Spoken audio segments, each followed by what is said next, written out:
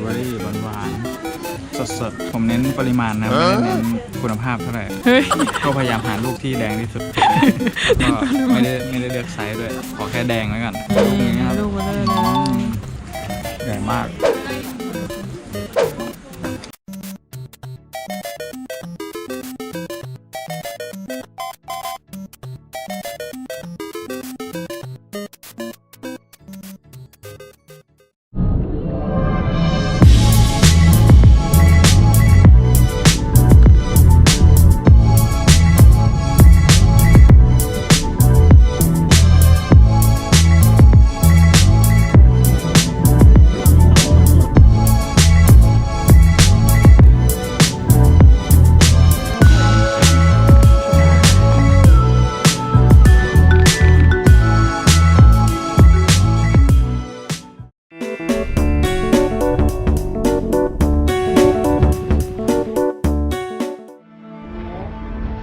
จริงๆนี่ก็เป็นประสบการณ์ครั้งแรกนะครับสำหรับการเดินทางไปกินสตรอเบอรี่จากต้นสตรอเบอรี่ที่เขาปลูกอยู่ในสวนหรือว่าในโดมที่กำลังเดินเข้าไปนี่นะครับก็ยังไม่รู้ว่าสตรอเบอรี่ที่เขาปลูกจากต้นจริงๆกินสดๆมันจะอารมณ์ประมาณไหนกันนะก็ไปติดตามกันในคลิปนี้ได้เลยครับ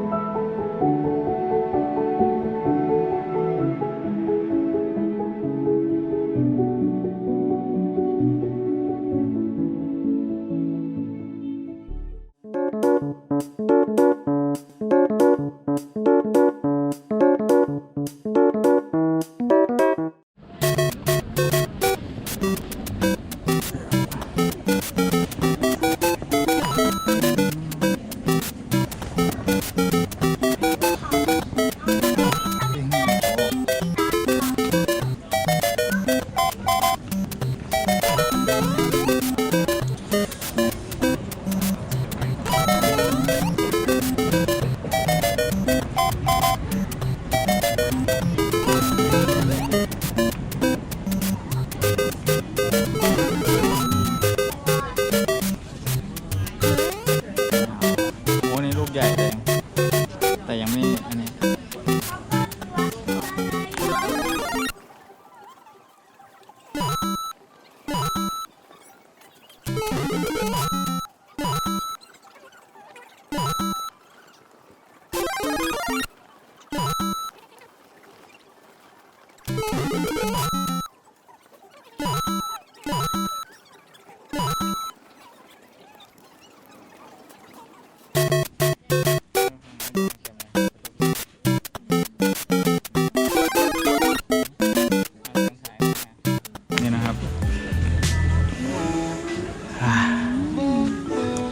สตรอเบอรี่หวานๆสดๆเด็ดจากต้น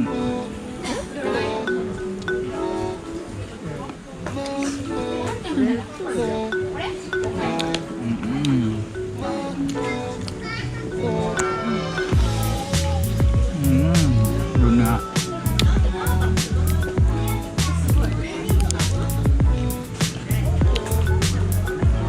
รสชาติเป็นไงบ้างหวานอ่ะคือผมเน้นปริมาณนะไม่ได้เน้นคุณภาพเท่าไหร่ก็พยายามหาลูกที่แดงที่สุดก็ไม่ได้เลือกไซส์ด้วยขอแค่แดงแล้วกันนี่เอาลูกนี้ชนลูกนี้ใหญ่มาให้ดูลูกนี้ลูกเบลอเลยใหญ่มากชิมนะกิน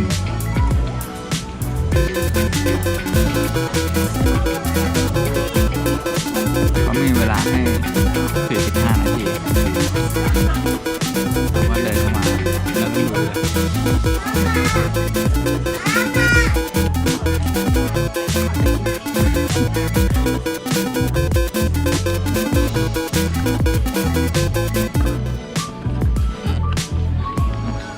ลูกใหญ่มาก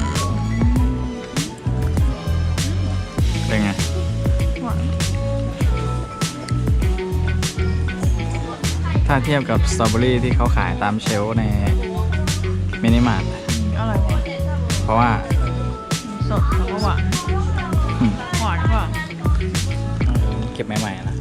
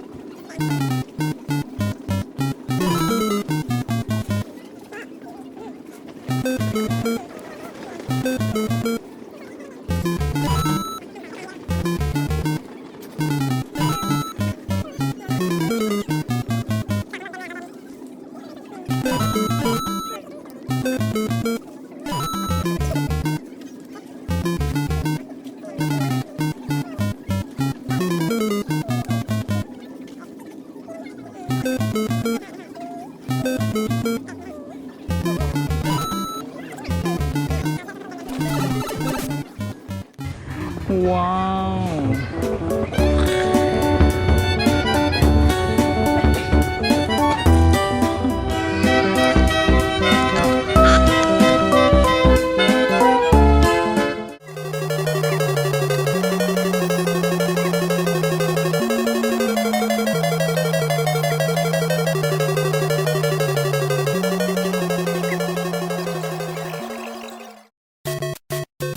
ครับ เรามานับกัน ลองมานับดูว่าที่ผมกินไปเท่าไหร่นะครับ1 2 3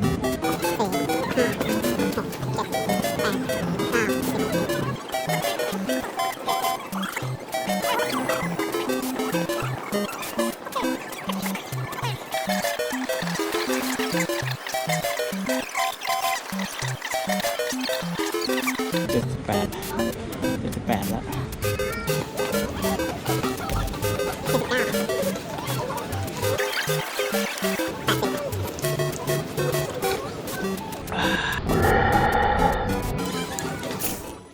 อันนี้81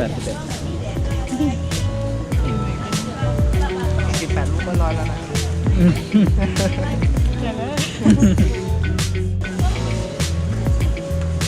คุ้มแล้วพี่ กินเท่ากับผม4 คนอ่ะ